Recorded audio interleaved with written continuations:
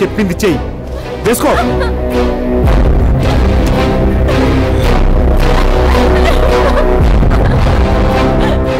వెళ్ళు.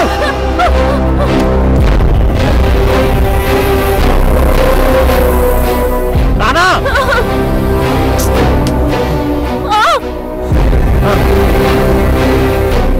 ఎలా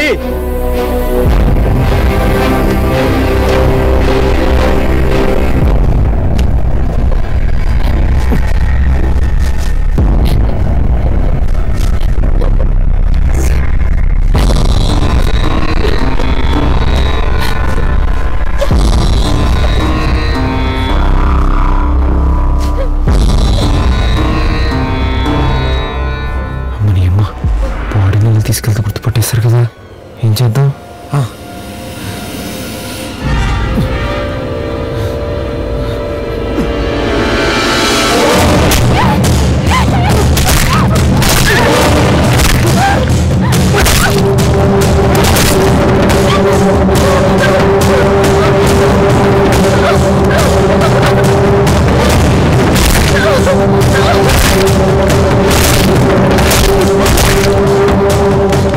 అను dress dead body కేసి గుర్తు పట్టకుండా చేసి అనువే చచ్చిపోయింది నమ్మిస్తే అందరూ నిన్నే హంతకుడు అంటారు.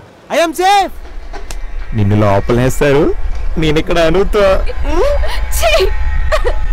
అందుకే ఒకరోజు అనుకి ఇష్టం ఉన్నా లేకపోయినా అనుభవించాలని ఫిక్స్ అయిపోయా. వెళ్ళాను, ఒంటి మీద చేసేలోపు అన్నయ్య నేను కడుపుతో ఉన్నాను అందని షాక్. ఎందుకంటే ఒక టచ్ చేసిన దాన్ని నేను ముట్టుకోను. అప్పటికీ అను చనిపోయిందని ఊళ్ళో అందరినీ నమ్మించాను, బయటకు వదలలేను. అందుకే ఇదిగో ఈ గుడిసెలో కాళ్ళు చేతులు కట్టేసి తిండి తిప్పలు పెట్టకుండా వదిలేసా. ఎందుకంటే ఆకలితో అదే చచ్చిపోతుంది కదా అని.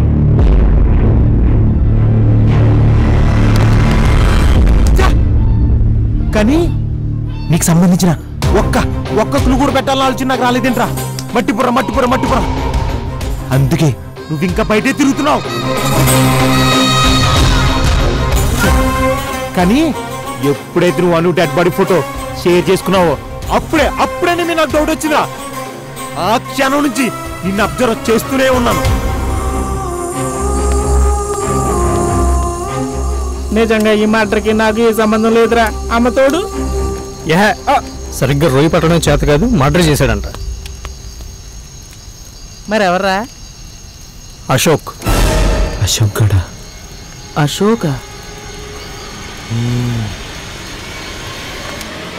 అశోక్ గారి మీద డౌట్ పడతామని తెలిసాక ఆ బాబీ గారు వచ్చిన విషయాన్ని గ్రహించి అశోక్ గారిని అను గురించి అడిగాను. ఆ నా కూడా చెల్లి అనేసాడు. అప్పుడే ఫిక్స్ అయిపోయాను రా, అనువే నా చెల్లని.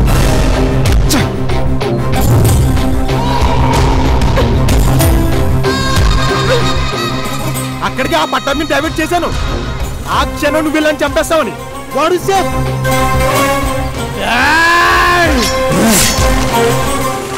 అసలు ఇదంతా పక్కన పెడితే అశోక్ గారు ఇక్కడికి ఎలా వచ్చాడు?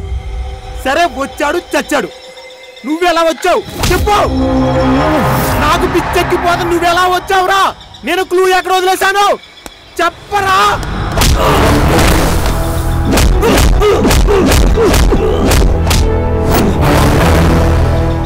ఎంత తెలివైనడన్నా సరే ఏదో ఒక చోట తప్పు చేసి దొరికిపోతాడు.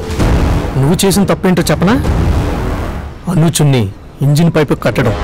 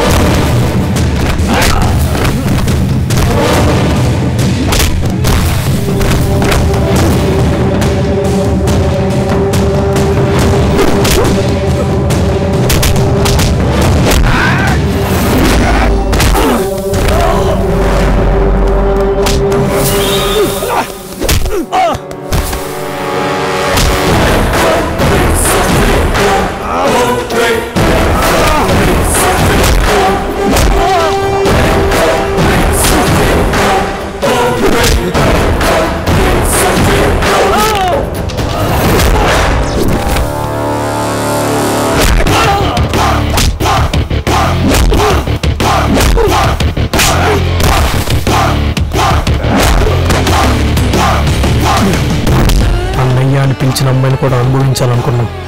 నీలంటాడు బతకూడదు. బతకూడదు బతకూడదు.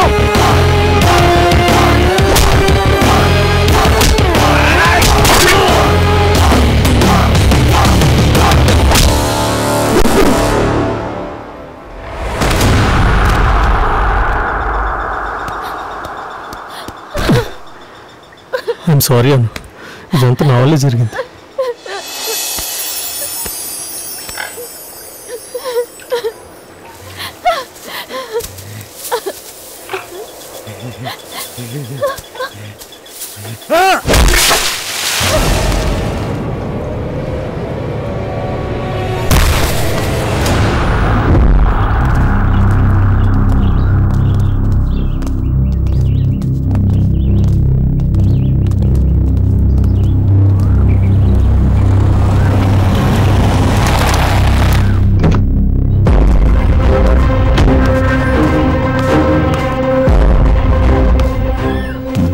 నాయుడు గారు ఏంటి ఎలా వచ్చారు?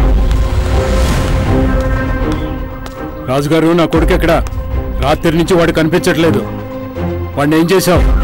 నాయుడు గారు, మీరు పొరపాటు పడుతున్నారు. మీ అబ్బాయి గురించి నాకేమీ తెలియదు. రాజుగారు, నా సహనాన్ని పరీక్షించొద్దు. నా కొడుకు ఏమన్నా అయిందంటే ఎవరిని వదిలిపెట్టను. నాకు విషయం అర్థం కావట్లేదు.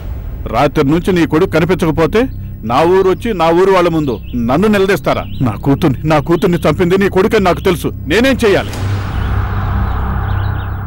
నా కూతుర్ని చంపింది నీ కొడుకని ఇంతవరకు ఎవరికీ చెప్పలేదు. ఎందుకంటే నవ్వులు పాలయ్యేది నా కుటుంబమే కదా. నీ కొడుకు తప్పు చేశాడో తప్పక చేశాడో ఆ దేవుడికే తెలుసు. నేనెవరిని శిక్షించడానికి? ఆ రోజు డిఎస్పీ గారికి ఏం చెప్పానో ఈ రోజు అదే చెప్తున్నాను. నీ కొడుకు మీద నాకేం కోపం లేదు. కూతుర్ని కోల్పోయి క్షోభ అనుభవిస్తుంది నేను.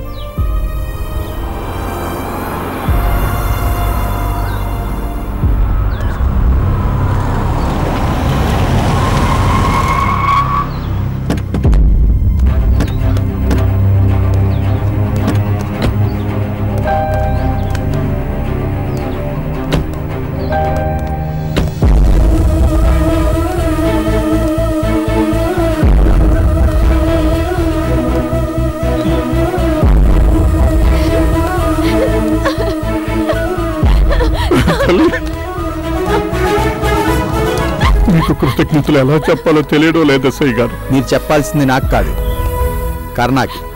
చిన్నవాడివైనా నీకు చేతులెత్తి నమస్కరిస్తున్నాను బాబు. నా కూతురు లేదన్న మరుక్షణమే నేను చనిపోయేవాడిని. కానీ ఊరికి భయపడి బతికేస్తున్నాను. ఆ బ్రతుక్కి అర్థాన్ని ఇచ్చిందే నువ్వు. ఈ ప్రాణమే నీదయ్యా, తీసుకో.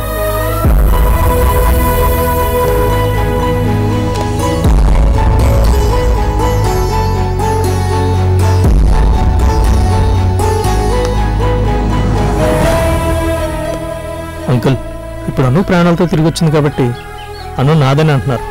కానీ మీరు ఇంత బాధపడుతున్నారని తెలిసే ఆ రోజు నా తప్పు లేదని మీ ఇంటికి చెప్పడానికి వస్తే మీరేమన్నారు? ఇంకెప్పుడు నా ఇంటి వైపు రావద్దు, మా ఇంట్లో ఇంకా ఎదిగే ఆడపిల్ల ఉందన్నారు. ఆ రోజే చచ్చిపోవాలనుకున్నాను. కానీ అలా చేస్తే అప్పుడు మా నాన్న ఊరందరి ముందు ఒక దోషిలా నిలబడాలి. అందుకే నేను ఇంకా ప్రాణాలతో ఉన్నాను. అయినా తన ప్రాణంగా ప్రేమించిన నేను తన ప్రాణాలు నేనెందుకు తీసుకుంటా అంకుల్? మీ అమ్మాయి కోసం నా ఫ్రెండ్ ప్రాణం ఎందుకు వదులుకోవాలి? వాడే ప్రాణం వదులుకుంటే నేనెంత చెయ్యాలి? నాయుడు గారు, ఇదంతా చేసింది వీడు. ఎస్ఐ సార్, వాడు జీవితంలో ఇంకా బయట ప్రపంచం చూడకుండా చేయండి. నేను చూసుకుంటాను సార్. కానిస్టేబుల్, బాడీ తీసుకురండి, వీడిని ఎక్కించండి. రాజుగారు, నేనేదైనా పొరపాటును మాట్లాడుంటే క్షమించండి. పర్వాలేదు నాయుడు గారు. ఇక్కడి నుంచి నువ్వు మా ఇంటి బిడ్డవమ్మా.